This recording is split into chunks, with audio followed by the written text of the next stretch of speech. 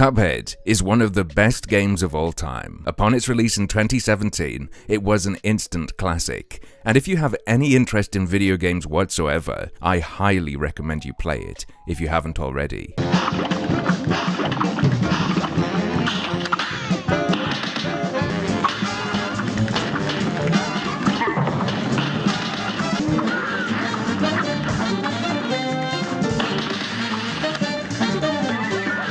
The gameplay, the animation, the music, all of it came together in a slick, modern, playable production of a vintage cartoon. It isn't a window into my childhood, it's a window into my parents' childhood, but in full color instead of black and white. I think it's the only game I can say I find charming. There are plenty of games that are cute, pretty, stylish, and so on, but charming, that description belongs to this one. If you search around on YouTube, it's easy to find interviews with the game's developers and designers, and invariably, what shines through is their passion. Almost every little detail of Cuphead has a clear reason behind it. Maybe it's a reference, maybe it's a challenge they set themselves to copy the style of an old cartoon, maybe it's a spark of inspiration they had as a team. Nothing was done without care. Cuphead's hand-drawn characters have a lot of heart, and when I heard that Funko had made Cuphead blind boxes, I was slightly worried. I'm not a huge fan of Funko Pop figures. Their bloated heads have always looked a bit lifeless to me, like they don't have the source material's soul in them. When I went and looked at the preview of what you can get though, I've got to admit that I started to get excited. These minis are not in the fat-headed Funko style everyone knows. They seem to have done a wonderful job capturing the spirit of Cuphead and the many magical debtors he has to fight for the devil. In fact, the only downside to them doing such good work is that I've developed a preference. I'm hoping to get Hilda Berg,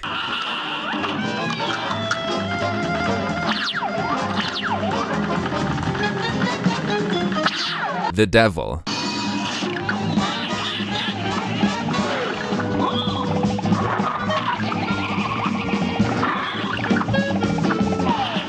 and Jimmy the Great.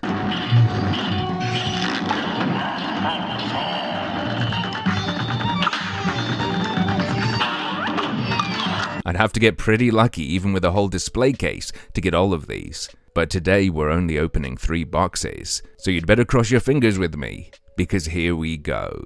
Here's the box, nice yellow background, high contrast with the little figures showing you everything you can get inside the box. I think they all look pretty great, so I would be happy with anything, except maybe the bee. The bee boss just doesn't pop like the others, and here are the odds. Oh no, the only one I really want that's common is Jimmy the Great. Hilda Berg is 1 in 72. Okay, don't just cross your fingers, cross your toes too. If you've got a split tongue like some people do, cross your tongue as well please. And cross your eyes, because we're going to open our first box right now. Got to get through the plastic wrapping first, which is going to give you some nice crinkly ASMR. Do you get shivers down your spine when you hear stuff like this?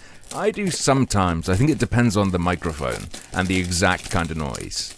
Well, that's that done. On to the cardboard, which should be easier. Really, shouldn't it? Cardboard's easier to rip than plastic is, in my opinion. Although, that's not proven to be the case. Okay, I can get a little flap off and pull it. Oh, there are 2 layers. All these videos just make me look like such a weakling. Kids can open these without an issue, and I'm a grown man. What's the difference? I guess the little fingers help you get into holes and give you better leverage and stuff. That's going to be my excuse. Okay, so they come in a black bag. Not sure about that choice, because it makes it look like it's in a garbage bag. Feels like we might have the pirate, because there's something flat and then there's something else, and it's not the pirate. Oh, it's Ribby and Croak. They turn into a slot machine at the end of their fight. Does this come out? Nope. That's one of the things he fires at you to try and hit you with, and you have to jump on it like a platform. There's a little blemish on this guy that I'm a bit bummed out about because I don't know how I could clean that up myself. It looks like it's in the actual plastic. There's also a little misprint above the right eye. It's nicely designed though, it's just not one of the most iconic characters. I don't think if you ask lots of people what was your favourite boss in Cuphead, they're gonna say Ribby and Croak after they turn into a slot machine. Oh well, things can only go up from here. Did you forget to cross your fingers? Be honest, because that was not a lucky pull. This time I'm going to make light work of the cardboard. I have practice. Just get those fingers in there and pull. Come on. World's Strongest Toy Reviewer 2019, right here. And inside we've got another little black bag. The toy in this one feels extremely tiny. Look, it just fits into the tiniest corner of the bag. I'm going to bet this is going to be one of the boys, which I'd be quite happy to get. It is going to be...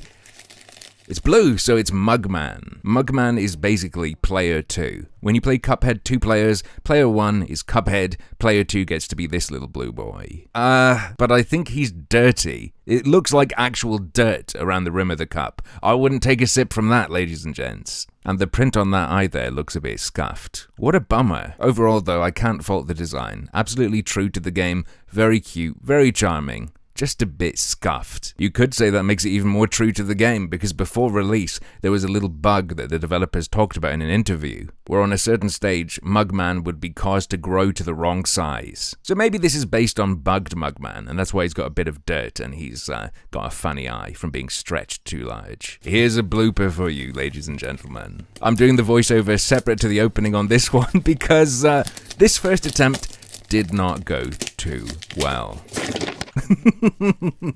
Let's try that again, this time without throwing my camera across the room. There, plastic is off immediately. I've done 2 of these before, so now I should have the perfect skills. Right, we've gotten that and that. We want Jimmy the Great at least, because he's common. I will lose my mind if we get Hildeberg though. She is 1 in 72 chance. Who is it?